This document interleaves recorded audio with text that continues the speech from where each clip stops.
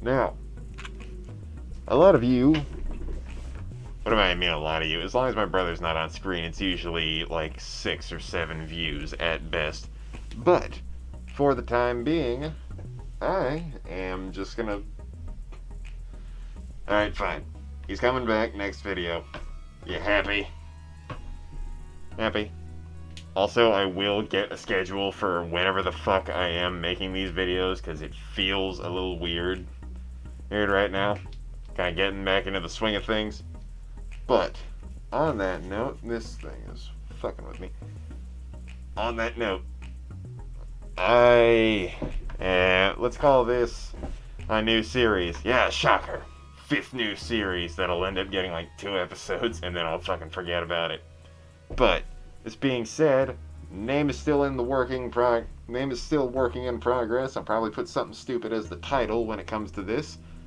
But let's call this a... Is it worth the stream? Is it worth it? Like, a lot of you have probably been thinking to yourselves. I'm saying a lot because I have high hopes for everything all the time. Don't even care how big my audience is.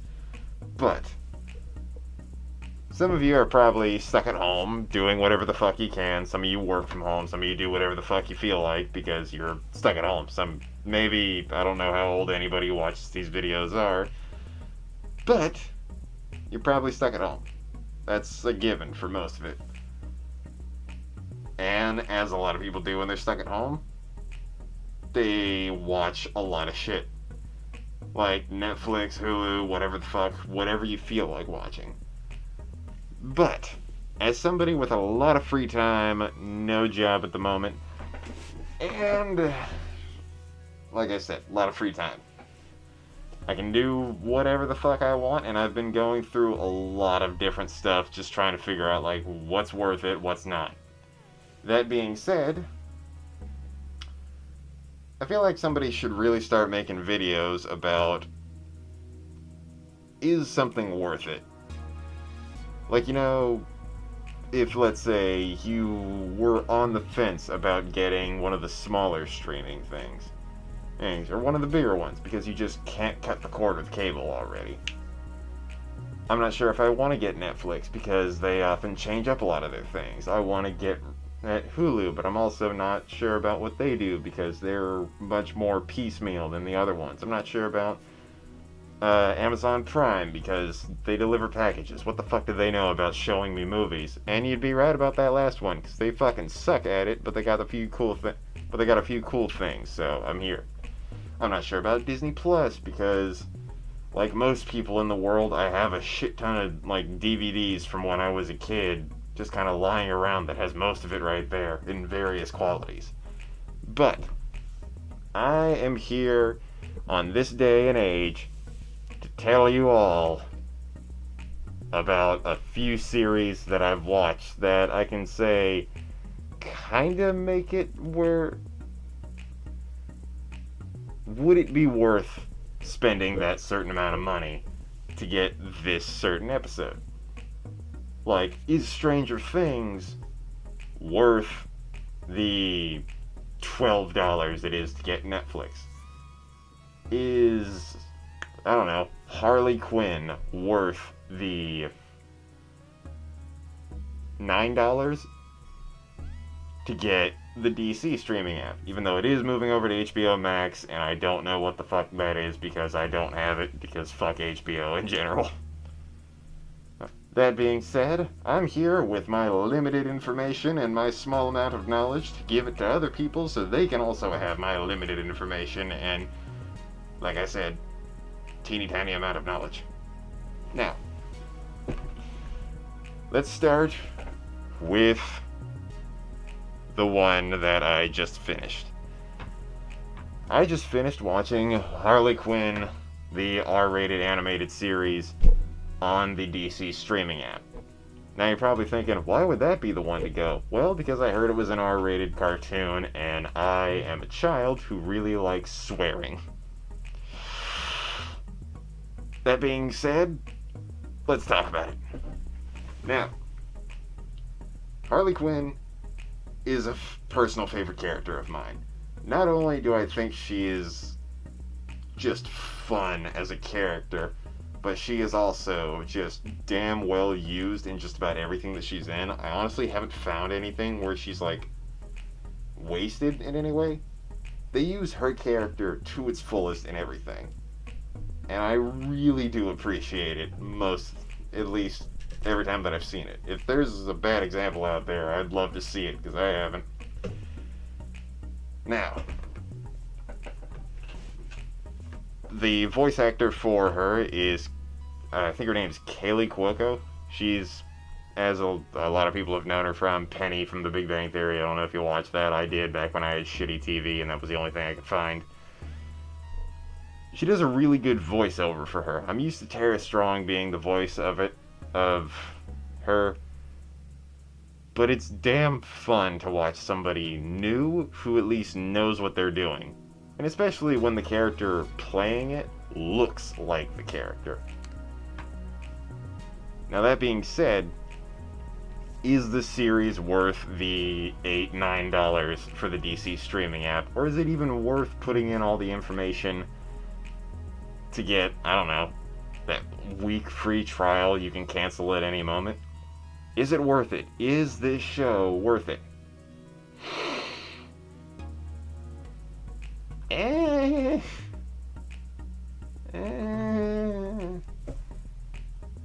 Now, to the show's credit, a lot of people have been talking about the reasons why they dislike the show, being that it's very patronizing towards men as like this sort of social justice, fuck men, the patriarchy is the problem. That's what a lot of people who haven't seen it perceive it as, at least in the bad light of everything. Some people who haven't seen it often see it as like, oh look, R-rated cartoon, move on. People who see it and think, oh cool, women empowerment thing. And the people who don't like it, who haven't seen it, think the first part about it. I've seen all 2 episodes, and I've seen it recently, because I finished it, I think, about 2 weeks ago. Now that being said, I honestly liked it. I thought it was really fun. It was a fun show with good animation and likable characters. Poison Ivy is probably my favorite amongst it because she has like this monotone, she does not give a fuck about what's going on. That sort of voice. Like, she's the deus ex machina of the whole thing. Everybody else is like, oh, we're scrambling to do bullshit. And she's sitting there like the pissed off parent who just watched all 5 kids trip over the same crack in the ground. Like, I hate these kids. I hate them so much. Alright, everybody in for a hug. And then she walks over there and fixes it all. And the most I can say about the whole, is it like pandering to social justice? The first 3 episodes are a little preachy. There's stupid lines in it every once in a while that makes it, that like, kind of pushes that sort of thing on you, but it's bearable. Once you get past the first 3 episodes, then it really dulls down and it actually gets into a story. It's not a sort of thing that's like floating on its own Twitter following sort of thing. There's shows out there that are shitty at that. And this one, it doesn't. It really just like, those first 3 episodes are 100% for like, are mostly for reason, I need to rephrase that. They're mostly for, like, here's where we stand. And then after that, they don't give a fuck. After that, they're like, alright, story time. And then they do. Because the first episode, it does have, like, little stupid moments in it. Like, the Joker treating Harley like a piece of shit. I don't know if this is spoilers. It's the first episode, and it's kind of a meme. It has been a meme for a while. Where, where Harley makes a joke, and then a lot of people laugh at it, and Joker's back at his place, and he does that stupid line, but women aren't funny, and then breaks some shit. And, like, that's you know where that's coming from. You know where that's coming from, you know who it was aimed at. That was a wasted line. You could have replaced it with something, you didn't have to do that. But after that, you really don't see a lot. There's like kind of a running gag with this one character who like is fighting Wonder Woman. Dr. Psycho is fighting Wonder Woman. They kind of about her. I thought he was like a Shazam villain. But as they're fighting, he like uses his mind to pick up a car and throw it at her, and she catches it and throws it back, and it hits him in the face. And then he gets up and he's like, "Ah, you cunt!" And then everybody suddenly like, "You can't call women cunts," which I respectfully decline. I respectfully disagree. You can call anybody a cunt if they're being a cunt. But that's kind of a running gag with it, where he just like doesn't like women being in charge above him, and it really only shows up like 3 times in the show. After that, nobody gives a fuck about it. And then then there's like one episode where it's like, there's a glass ceiling on women who can become super villains. You just know, you need to know how good you are to know that there's always a ceiling that we can see through, but we can never break through. Like, if you're a good villain, you can do whatever the fuck you want. And then they like make up a villain just to show off that there are consequences to being it. Like, those are the only 3 times that I can think of where it kind of panders. After that, it's a decent story. There's characters that are goofy and likable. There's a lot of fucking swearing in this, and that's coming from me. I'm half Irish and the other half German, so when I say there's a lot of swearing, there's a lot of swearing in this. And not all of it is the best used, but it is damn fun. Now, there's only 2 seasons of it. The second season, it felt like it could end on a really good note if it just decided to end there, but I feel like there's more story that could go on in a 3rd season, but I feel like the 3rd season would have to be like the final season of it. I like the ending where it is now, but they could do more. Now, my thoughts? Is Harley Quinn alone worth the $8.50 for a month subscription? Personally, no. No, I don't think it's worth the $8.50, specifically for that show. Here's how I'm treating it. Back when there was like movie stores and Blockbusters and shit like that, where you would go into a store, give a guy some money, and then walk out with a DVD, a set of DVDs, just whatever the fuck. Something that you could take home, put in a machine, and then the movie would play. If you went into that store, got season 1 and season 2 of Harley Quinn, gave him $8.50 for it, and you get to keep it for a month, and then you give it back, that would not be worth it. I do not think it would be worth it. But it would barely be worth it. Like, it would be $6, $7 of that $8.50 that it would kind of be worth it. There are some memorable moments, and there are some fun things in the show, but there's not a ton that I would say would be like over the moon.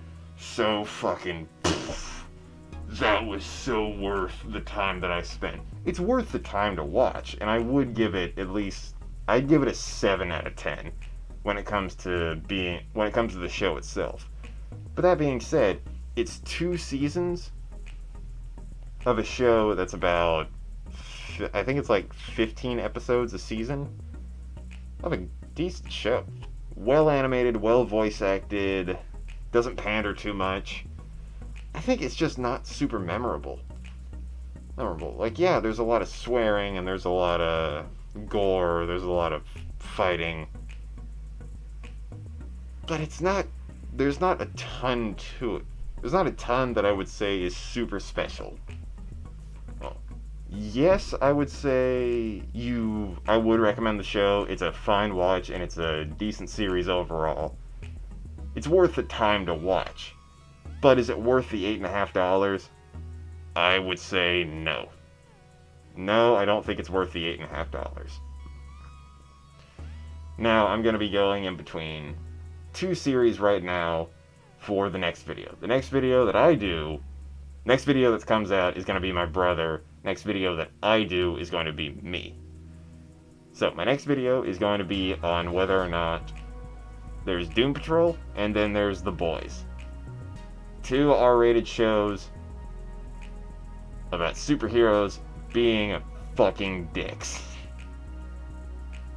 If you want to vote, put in the comments if you want either one of those two. If not a lot of people watch this, I'm gonna do it anyway. So, like, which one do you want first? That's what I'm trying to do. But until next time, I have been the Red Sun. I'm gonna go ahead and set for today. You can see my brother again in the next video. So, have a nice day. Wash your hands or I'll fucking break them. I'm out.